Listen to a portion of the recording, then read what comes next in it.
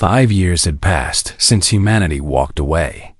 The galaxy had been transformed in ways that historians would study for centuries to come. The old coalition had dissolved, its grand halls empty, its treaties forgotten. Only 23 of the original 47 member species remained in contact with each other, and even they struggled to maintain the bonds that humans had once held together. Counselor Tevik had risen to lead the Reform North Assembly, a smaller and humbler organization than the coalition had ever been. He had spent the past 3 years implementing human methods of diplomacy and crisis response among the species willing to learn. It was slow work and often frustrating, but it was necessary. Now he sat in a small shuttle, descending through the atmosphere of a human colony world called New Dublin. The planet was green and blue, covered in rolling hills and vast oceans that reminded Tevik of Earth itself. Humans had built something beautiful here, far from the coalition and its endless demands. Kate Murphy was waiting for him at the landing site. She had aged gracefully in the 5 years since he had last seen her. Her hair was silver now, and she walked with a slight limp from an old injury. But her eyes were still sharp, still filled with the quiet strength that had impressed him in the council chamber so long ago. "Counselor Tevik," she said, offering a small nod of greeting. "Welcome to New Dublin." "Thank you for receiving me," Tevik replied. "I know that visitors from Coalition space are not common here." "They are not," Kate agreed. "But you are different. You tried to change things. You tried to understand." She led him along a winding path through fields of tall grass that swayed in the gentle wind. The sky was a perfect blue, dotted with clouds that looked like they had been painted by an artist's hand.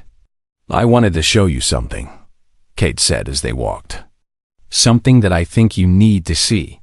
They climbed a small hill, and Tevik stopped at the top, his breath catching in his throat. Before him stretched a vast wall of black stone, smooth and polished to a mirror shine. Names were carved into its surface in neat rows, thousands upon thousands of names in the human script that Tevik had learned to read. The wall curved gently, disappearing into the distance in both directions. "The memorial wall," Kate said quietly. 2.3 million names. Every human who died in coalition service over 200 years. Tevik walked slowly toward the wall. He reached out with one of his 6 limbs and touched the cold stone. The names seemed to pulse under his touch, each one a story. Each one a life that had been spent for beings who never cared. "I had a son," Kate said, her voice steady despite the pain that lived in her words. "His name was David. He was a pilot, one of the best in the fleet. He died defending a Veth convoy during the border conflicts of 2326. She pointed to a name carved into the wall about halfway up. David Murphy. Born 2298. Died 2326. The official Veth report called the convoy's survival a result of tactical positioning. David's name was not mentioned. His sacrifice was erased before I even knew he was dead." Tevik bowed his head. "I am sorry. I am so deeply sorry." "I know you are," Kate said. "That is why I brought you here. Because you understand now. Because you see what no one in the coalition wanted to see." They stood in silence for a long time, surrounded by the names of the fallen. Tevik thought about all the beings who had taken human lives for granted. He thought about Speaker Veth and his callous words. He thought about the crawl diplomats who had laughed at human requests for equality. And he thought about the price that had finally been paid. Far from New Dublin, in the deep reaches of unexplored space, a human vessel called the Bright Horizon moved through the darkness between stars. Lieutenant Emma Cole stood on the bridge, watching the view screen with wonder in her eyes.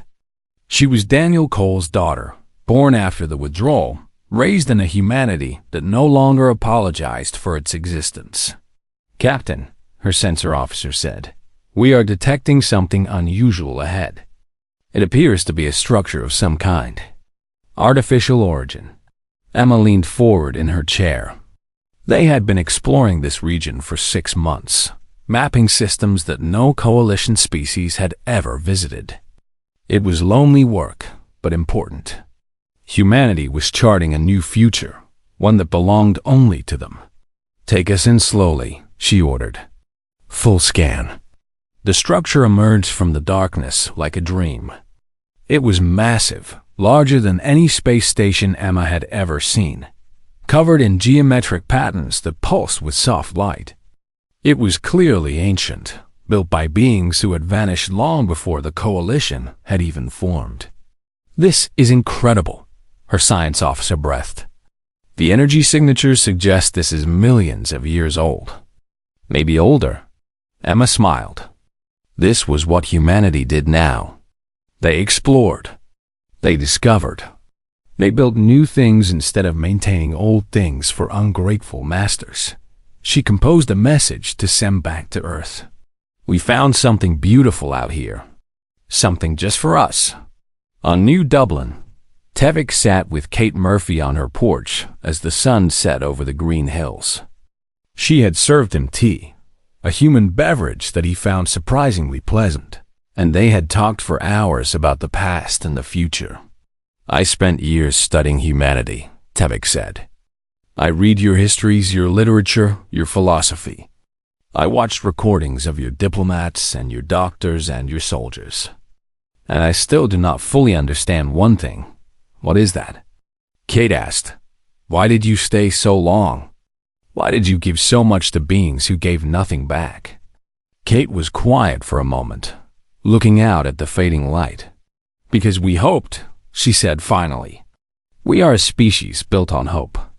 We hoped that if we gave enough, if we sacrificed enough, we would eventually be seen as equals.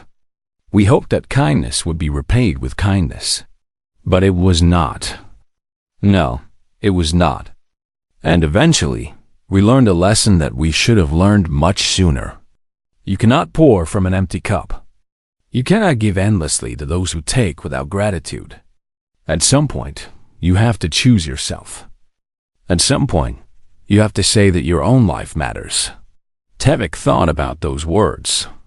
He thought about the coalition, still struggling to survive without human support. He thought about the species that had died, and the species that had fled, and the species that had simply given up hope. "We did not teach you that lesson," he said.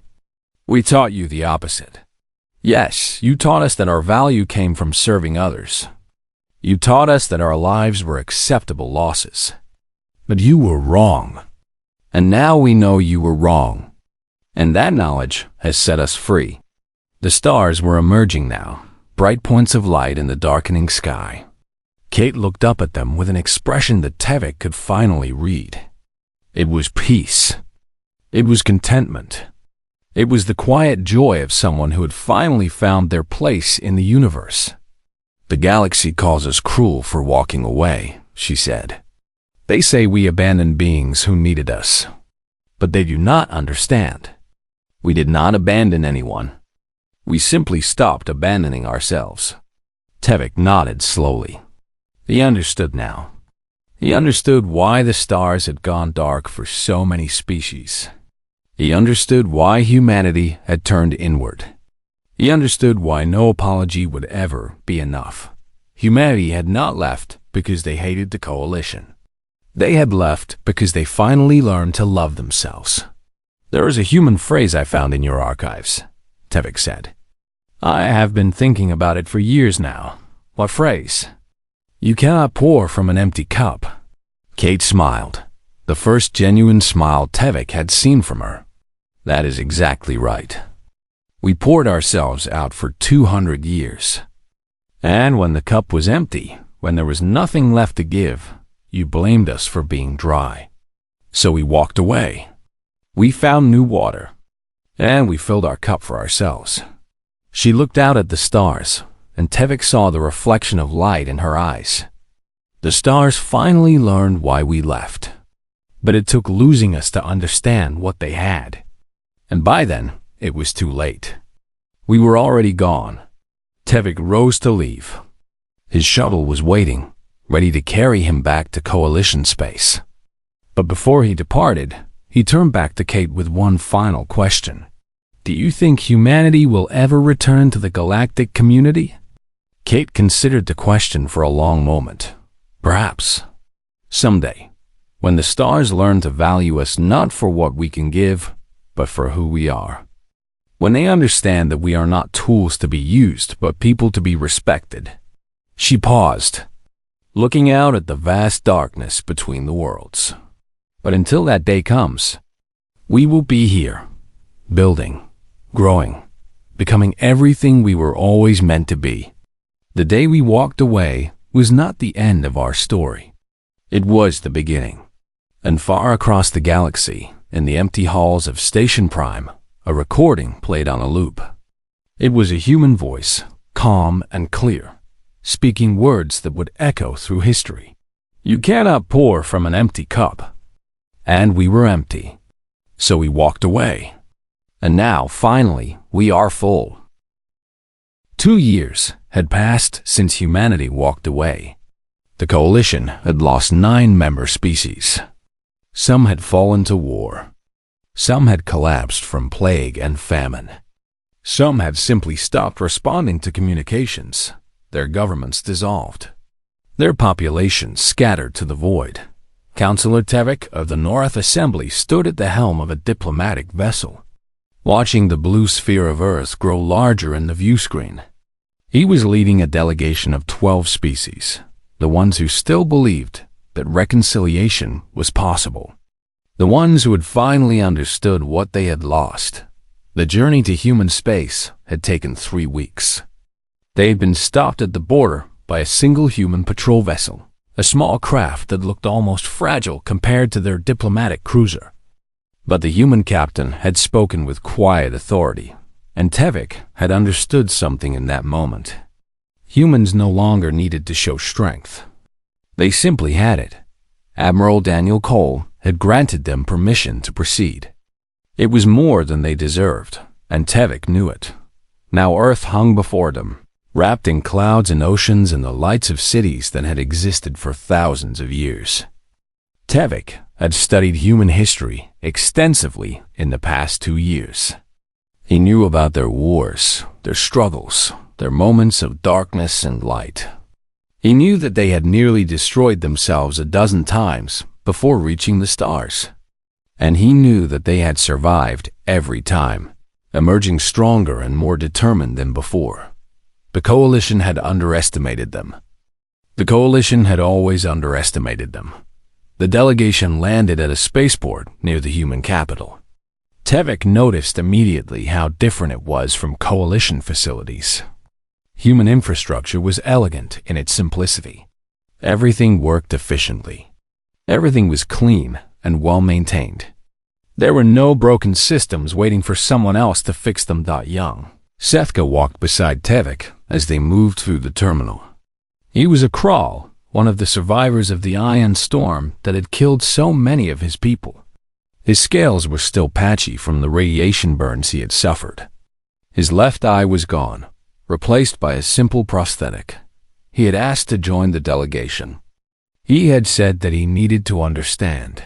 The United Earth Parliament met in a great hall that reminded Tevik of ancient temples he had seen in human historical records.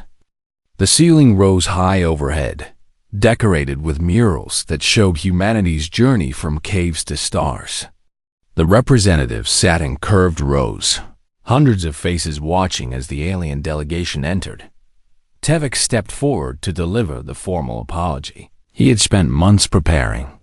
His words were precise and honest, acknowledging the wrongs that had been done, the contributions that had been ignored, the lives that had been dismissed as acceptable losses. The Parliament listened in silence. No one interrupted. No one reacted. When Tevik finished, Admiral Cole rose from his seat. He was older now, his hair completely white, his face lined with years of difficult decisions. But his eyes were clear and steady. "Councillor Tevik," he said, "we have heard your words. Now, with your permission, we would like to share something with you." He pressed the control, and the great screens that lined the hall came to life. Recordings began to play. Tevik watched as alien leaders appeared on screen after screen, their voices clear and damning. A Veth commander laughed about human casualties. "They breed like insects," he said. "We can always get more." A Kral diplomat dismissed a human trade proposal. "The mammals do not understand economics. They should focus on what they are good for: fighting and dying." A North scientist rejected a human research partnership. "Their minds are limited. They cannot comprehend our level of analysis." The recordings continued for 20 minutes. 20 minutes of contempt and mockery and casual cruelty. 20 minutes of beings who had taken everything humanity offered and given nothing but scorn in return. When the screens finally went dark, Tevik could not speak. He looked at the human representatives and saw no anger in their faces. Only a tired sadness that cut deeper than any rage. Young Sethka stepped forward. He had not been invited to speak, but something in his movement made everyone pause. "I lost my family in the storm," he said. His voice was rough, damaged by the radiation that had scarred his throat.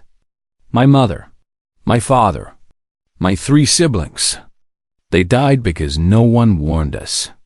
They died because the warning systems that humans had built were dark." He looked at the human representatives with his remaining eye. "I do not ask you for help," he said. "I do not ask you for anything. I only want to know one thing. Why were my leaders so blind? Why did they not see what they were losing until it was too late?" A woman rose from the human delegation.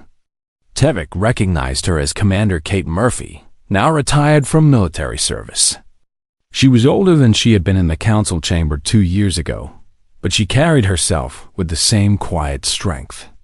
"I cannot answer for your leaders," she said gently, "but I can tell you what I have learned.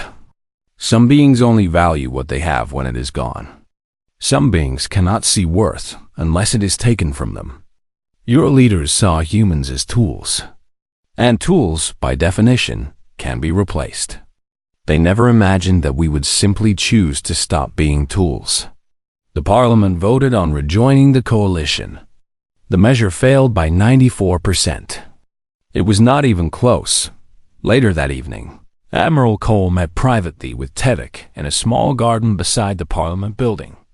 The sun was setting, painting the sky in shades of gold and red that Tevik had never seen on any other world. "You are angry with us," Tevik said. It was not a question. Admiral Cole shook his head. "No. Anger requires energy, and we have spent too much energy on beings who never appreciated it. We are not angry, Counselor. We are simply finished. The coalition is collapsing without you. Millions are dying. Yes, they are. You could save them. You have the knowledge, the resources, the ability." Admiral Cole was quiet for a long moment. When he spoke, his voice was soft.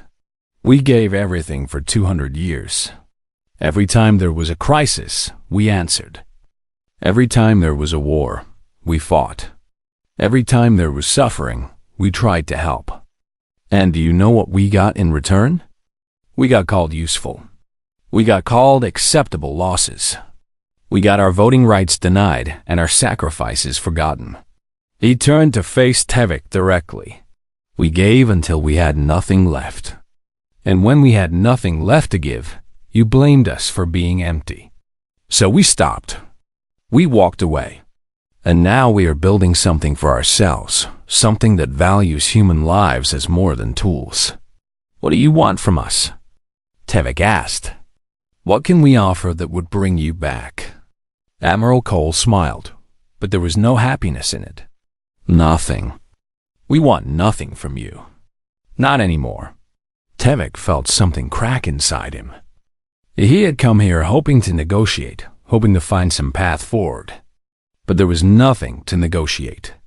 Humanity was not punishing the coalition. They were not seeking revenge or demanding compensation. They had simply stopped caring, and that was worse than any anger could have been. young, Sefka approached them as the last light faded from the sky. His prosthetic eye gleamed faintly in the darkness. "I understand now," he said quietly. "My leaders treated your people as less than equal. They took your sacrifices and gave nothing back. And eventually, you realized that you deserved better." Kate Murphy had joined them, her presence quiet and steady. "That is exactly right," she said. "We finally realized that we deserved to matter. And the Coalition never taught us that lesson. We had to learn it ourselves." Tevik looked up at the stars, the same stars that humans had once crossed to offer help to beings who never appreciated them. "What will happen now?" he asked. "Now," Admiral Cole said, "you will go home and try to rebuild without us. And we will stay here and build something new. Something better. Something that is finally, truly ours." 1 year had passed since humanity walked away. The galaxy had changed in ways that no one had predicted, though perhaps they should have. Councillor Tevik of the North Assembly sat in his private office, staring at the report he had spent months preparing. The title glowed on his screen in simple letters: The Human Factor. He had traveled to 43 worlds gathering information for this document. He had interviewed thousands of beings from dozens of species. And everywhere he went, he found the same thing: holes, gaps, empty spaces where humans had once stood. The Veth Dominion had conquered 4 star systems in the past year. High Commander Vethel had led the campaign personally, driving his fleets across borders that human peacekeepers had once protected. But now, sitting in his command chamber on the conquered world of Thresh, he was beginning to understand something that troubled him deeply. He could not hold what he had taken. The Veth were warriors. They knew how to fight, how to destroy, how to break enemy lines and shatter resistance. But they did not know how to govern. They did not know how to make conquered populations accept their rule. They did not know how to maintain infrastructure or manage supply chains or prevent the small rebellions that broke out every week. Humans had known these things. For decades, human advisors had quietly helped the Veth manage their territories. Human logistics officers had kept their supply lines running. Human diplomats had smoothed over conflicts before they became crises. Vethel had never thanked a single one of them. He had never even learned their names. Now those territories were burning. Resistance movements had sprung up on every conquered world. Supply lines were collapsing. His own officers were beginning to question his leadership. And somewhere in the back of his mind, a voice whispered the truth he did not want to hear. The humans had made it look easy. And now they were gone. On Earth, in the city that had once been called Chicago, a woman named Maya Santos stood before an audience of 3,000. She was a historian, a professor who had spent her career studying humanity's relationship with the Coalition. Today, she was giving a lecture that would be broadcast across every human world. "The gratitude we never received," she began. Her voice was calm, almost gentle, but every word carried weight. "That is the title of my lecture today. And I want to start with a story." She pressed a button, and an image appeared on the massive screen behind her. It showed a human soldier, young and smiling, standing before a Veth transport vessel. This is Sergeant Maria Torres. She was 24 years old when this photograph was taken. She was part of a peacekeeping force assigned to protect Veth supply convoys during the border conflicts of 2289. She saved the lives of 600 Veth civilians during an ambush by Kral raiders. 2 weeks later, she was killed when her patrol was attacked. Maya paused, letting the image fill the silence. The official Veth report on that convoy's survival stated that it was saved by, and I quote, "favorable circumstances and adequate Veth security measures." Maria's name does not appear anywhere in the document. Her sacrifice was erased before her body was even returned to Earth. The audience was silent. Some had tears in their eyes. Maria was not unique, Maya continued. Our archives contain over 2 million similar stories. Human doctors who cured plagues and were never credited. Human engineers who built systems that aliens claimed as their own innovations. Human diplomats who brokered peace treaties and were not invited to the signing ceremonies. She clicked to another image. This one showed a crowded emergency response station. Human workers moving quickly among alien patients. 73% of all emergency response stations in Coalition space were maintained by human crews. Every single one of them has been closed. The Coalition has attempted to replace them with automated systems, but the automation keeps failing. It seems that human judgment, human compassion, and human creativity cannot be easily programmed into machines. Back on Station Prime, Tevek finished reading his own report for the 100th time. The numbers were staggering. Human engineers had designed the universal translation system that allowed species to communicate. Human scientists had created the hyperspace navigation charts that made interstellar travel safe. Human architects had built the refugee resettlement protocols that had saved 40 billion lives over 2 centuries. All of it had been credited to the Coalition. All of it had been absorbed into the galactic infrastructure as if it had always existed. And all of it was now falling apart. The universal translators were glitching. Minor errors at first, but growing worse every month. It turned out that the system required regular human maintenance, adjustments that accounted for the evolution of language and culture. Without those adjustments, misunderstandings were becoming common. 2 diplomatic incidents had already escalated because of translation failures. The hyperspace charts were drifting out of accuracy. Space changed over time, and the charts needed to be updated with observations that humans had always provided. 3 vessels had been lost in the past 6 months, emerging from hyperspace in the wrong locations or not emerging at all, and the refugee systems had collapsed entirely. A war between 2 minor species had displaced 20 million beings, and no one knew how to help them. The protocols had been human creations, based on human experiences of war and displacement stretching back thousands of years. No other species had that knowledge. No other species had even thought to ask where the protocols came from. A massive ion storm was building in the crawl home system. Tevek watched the sensor readings with growing horror. Ion storms were among the most destructive natural phenomena in the galaxy, capable of stripping atmospheres from planets and killing billions. In the past, human tracking stations would have detected the storm weeks in advance. Human meteorologists would have predicted its path. Human emergency coordinators would have organized evacuations, but the tracking stations were dark. The meteorologists were on Earth, and no one was coordinating anything. The storm struck the crawl homeworld without warning. 800 million beings died in the first hour. The death toll would eventually reach over 1 billion. It was the worst natural disaster in crawl history, and it happened because no one was watching the sky. Tevek prepared a proposal for the Coalition Council, a formal apology to humanity, an acknowledgement of everything they had contributed, a genuine offer of equality and respect. The proposal was rejected. Speaker Veth called it a sign of weakness.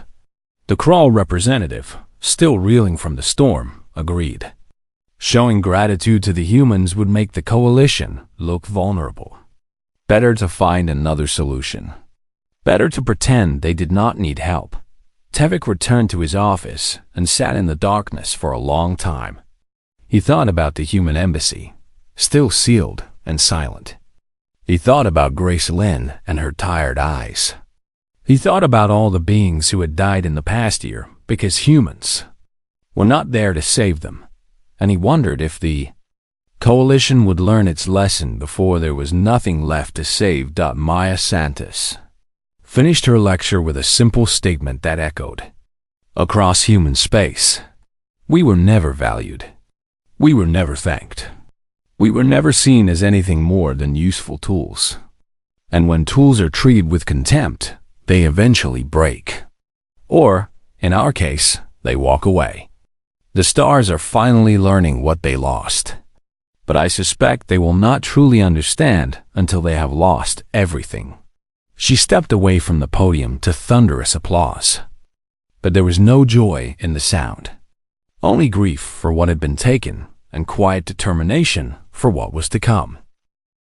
The Great Council Chamber of Station Prime had seen many historic moments in its 1,000-year history. Representatives from 47 species sat in their designated sections, each adapted for their unique biology. Some breathed methane through masks. Others floated in anti-gravity fields. A few existed as projected consciousness from distant worlds. But today, every eye and sensor and awareness focused on the small human delegation standing at the center of the chamber. Commander Kate Murphy stood behind Ambassador Grace Lynn, her hands clasped behind her back in a military fashion she had learned over 30 years of service.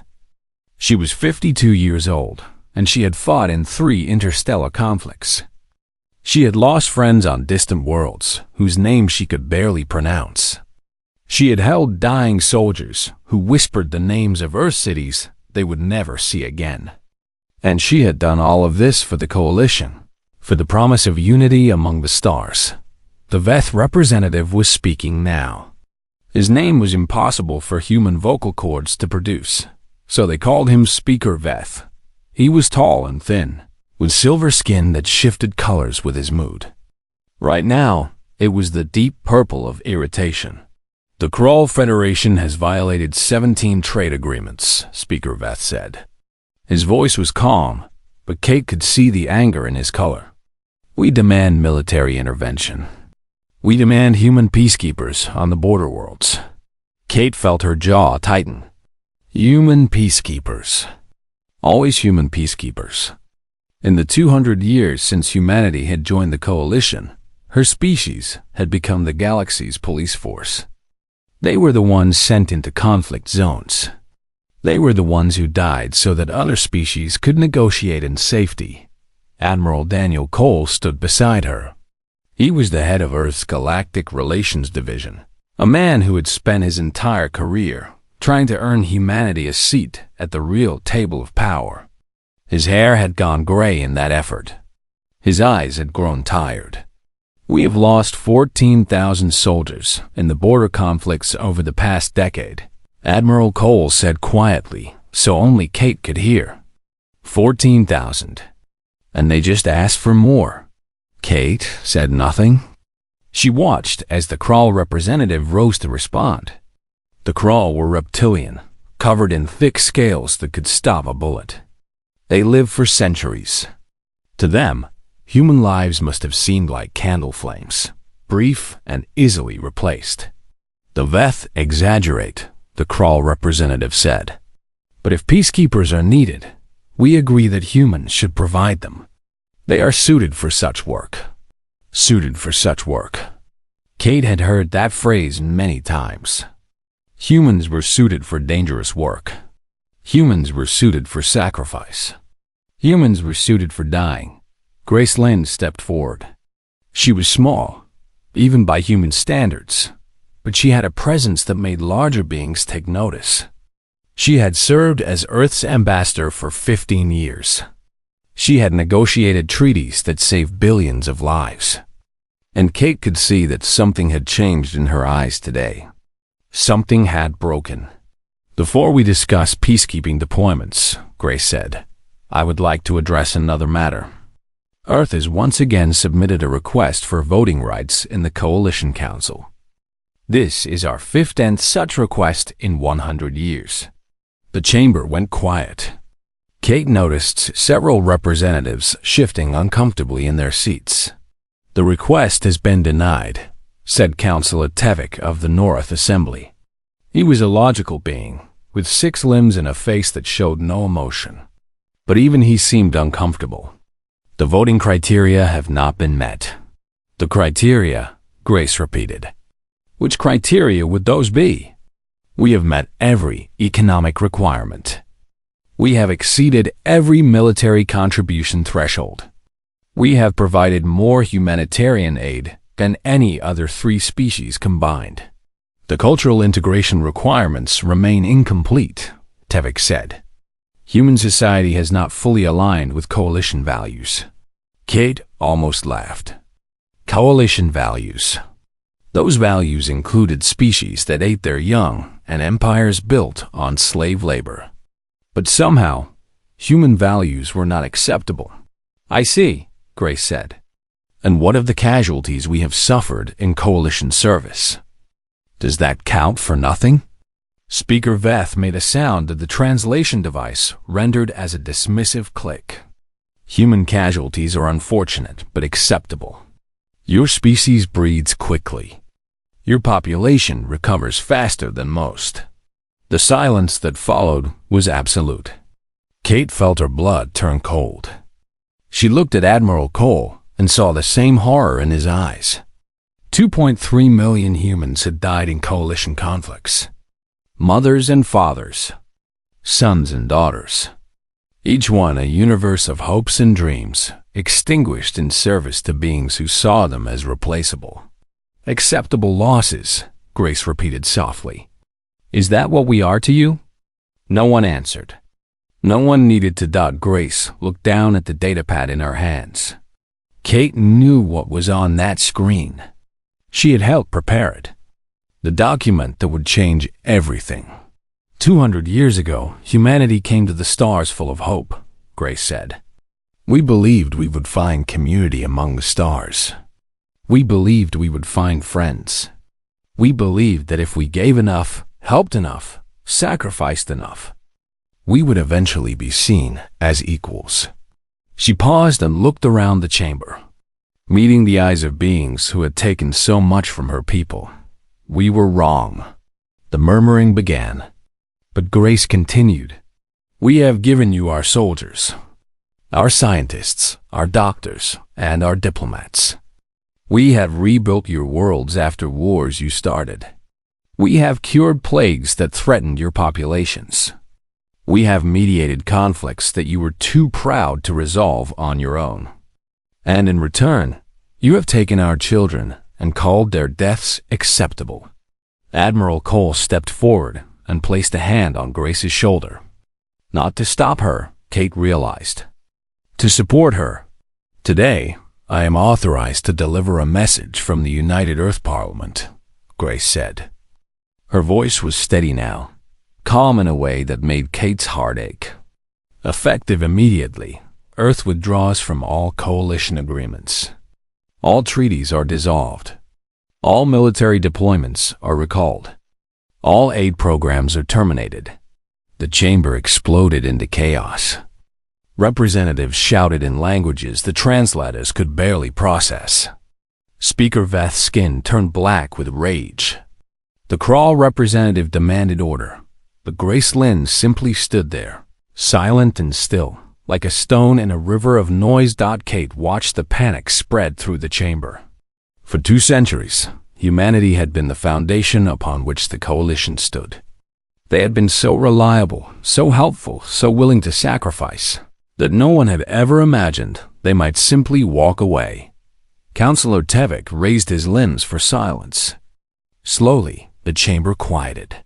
Ambassador Lin, he said, his voice carefully controlled, you cannot be serious.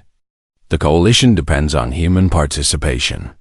Without your peacekeepers, the border conflicts will escalate.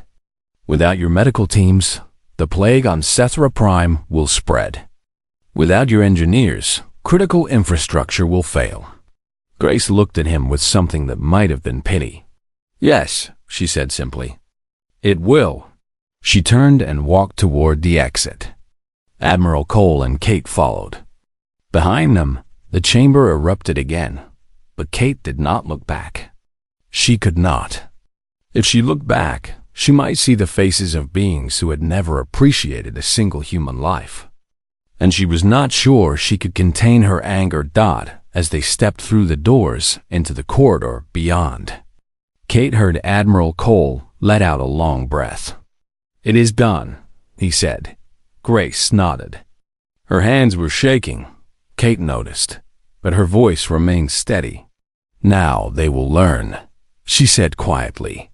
"Now they will finally learn what they had and what they lost, and why we could not stay." Kate looked back one final time. Through the closing doors, she could see the chaos continuing.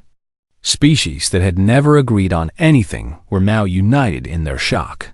Humanity had walked away, and the stars would never be the same. 3 months had passed since humanity walked away from the coalition. Councillor Tevek of the North Assembly stood in the corridor of Station Prime, staring at a door that no longer opened. The human embassy had been sealed from the inside before the last diplomats departed. No one had entered since. Tevek was a being of pure logic. His species had evolved beyond emotion millions of years ago, or so they believed. But standing before this silent door, he felt something he could not name. It was an emptiness, a wrongness, like an equation that refused to balance. He pressed his authorization code into the panel. The door slid open. The North Assembly had been given special permission to inspect the abandoned embassy, though no one could say exactly what they were looking for. The lights came on automatically as Tevek entered. The embassy was spotless. Every surface had been cleaned. Every piece of furniture remained in perfect order. The humans had not left in anger or haste. They had left with the quiet dignity of people who had made a difficult decision and intended to honor it completely. Tevek walked through the empty rooms. He found the ambassador's office, still containing the desk where Grace Lynn had worked for 15 years. A single item remained on the surface. It was a small frame containing a photograph of a young human male in military uniform. Tevek did not know who the young man was, but something about the image made him pause. On a distant world called Sethra Prime, a very different scene was unfolding. The Sethrani were a gentle species, farmers and artists who had never developed military technology. A plague had spread through their agricultural zones, killing millions and threatening to reach their capital cities. In the past, human medical teams would have arrived within days. Human doctors had saved the Sethrani 3 times before. But this time, the only response to their desperate calls was a single transmission from Earth. The message was brief and polite. "We wish you well in your recovery." Dr. Hannah Brooks sat in her small apartment on Station Prime, watching the news reports from Sethra Prime. She was a xenobiologist, one of the few humans who had chosen to remain in Coalition space after the withdrawal. She had spent 20 years studying alien diseases and developing treatments that worked across species barriers. Her communication device had been active all day. Coalition officials wanted access to her medical databases. They wanted her expertise. They wanted her to save the Sethrani, as humans had always done. Hannah looked at the device for a long moment. Then she turned it off. She was no longer a Coalition employee. She was a civilian, a private citizen of Earth who happened to live far from home. The databases belonged to the Human Medical Service, and they had been withdrawn along with everything else. She had no authority to share them, and more importantly, she had no desire to. Captain Scott Palmer stood on the bridge of the transport vessel New Haven, watching the stars drift past. He was commanding the final evacuation of human personnel from Coalition space. 300 scientists, engineers, and support staff sat in the passenger compartments below. Returning to Earth, many of them had not seen in decades. "Captain," his communications officer said, "we are receiving a transmission from the Fen Collective. They are requesting an audience." The Fen were small beings, delicate and bird-like. They had always been friendly toward humans, or at least polite. Scott remembered attending a Fen cultural ceremony once, years ago. They had served him food that tasted like honey and played music that made him think of home. "What do they want?" Scott asked. "They are asking for emergency engineering assistance." Their power grid is failing on 3 colony worlds. They say millions will die without human help. Scott closed his eyes. He could picture the fen colonies, the graceful towers and the gardens that grew on every rooftop. He could picture the children, if that was the right word, playing in the warm artificial sunlight. "Tell them we are unable to assist," he said. "Our personnel have been recalled to Earth." The communications officer hesitated. "Sir, they are saying they will petition Earth directly." "They can try," Scott said quietly. "Earth will not respond." Back on Station Prime, Tevik continued his exploration of the human embassy. He had found the archives, a vast collection of records that the humans had not taken with them. Perhaps they had left them deliberately. Perhaps they wanted someone to understand. Tevik began reading. The files contained reports, diplomatic notes, and personal journals from 2 centuries of human involvement in the coalition. He read about the first contact when human vessels had emerged from hyperspace and encountered a Norath patrol. He read about the early years when humans had been eager and hopeful, offering friendship to every species they met. He read about the wars. The Veth expansion of 2178, when human soldiers had died by the thousands defending worlds that were not their own. The Krull border conflicts that had consumed 3 generations of human peacekeepers. The plague on North Prime itself, cured by human doctors who had worked without sleep until the disease was contained. And he read about the gratitude. Or rather, the lack of it. Report after report detailed human requests that had been denied. Voting rights. Voting rights. Trade privileges. Simple acknowledgement of sacrifices made. Each request had been rejected with bureaucratic language that barely concealed contempt. One report stood out. It was from 20 years ago, written by a young diplomat named Grace Lynn. She had just begun her career, and her words were full of optimism. "The Coalition does not yet see humanity as equals," she had written. "But I believe that with time and continued service, we will earn their respect. We must be patient. We must continue to give." Tevik set down the datapad. He thought about the woman he had seen in the council chamber, the woman whose optimism had died somewhere in those 20 years. He thought about her voice when she had announced the withdrawal. Our withdrawal, calm and certain and completely without hope. The North had a concept they called the Great Balance. Every action had consequences. Every gift demanded something in return. For 200 years, humanity had given and given, and the Coalition had taken and taken and taken. The balance had been wrong for so long that everyone had forgotten it was supposed to be balanced at all. Tevik accessed the current news feeds. The reports were grim. The Vethkral conflict had escalated into open warfare. 3 border worlds had been destroyed, their populations scattered or dead. Without human mediators, the 2 species had proven incapable of negotiation. Without human peacekeepers, the fighting had spread. The plague on Sethra Prime had reached the capital cities. The death toll was now in the tens of millions. Sethrani leaders had broadcast desperate appeals to any species that might help. Several had responded, but none had the medical expertise that humans possessed, and the Fen Collective had indeed petitioned Earth directly. The response had been silence. Complete and absolute silence. Tevik walked to the window of the human embassy and looked out at the stars. Somewhere out there, human vessels were carrying their people home. Somewhere out there, the species that had held the Coalition together was turning inward, focusing on itself for the first time in 2 centuries. He wondered if they were happy. He wondered if they felt relief or regret or something in between. He wondered if they thought about the Sethrani dying of plague, or the Fen colonies going dark, or the border worlds burning. Then he thought about the young man in the photograph on Ambassador Lin's desk. A human soldier, probably dead now, killed in some conflict, that the Coalition had already forgotten. The humans were not thinking about the Coalition's problems, Tevik realized. They were thinking about their own dead. They were thinking about 2.3 million names that no one in this chamber had ever bothered to learn.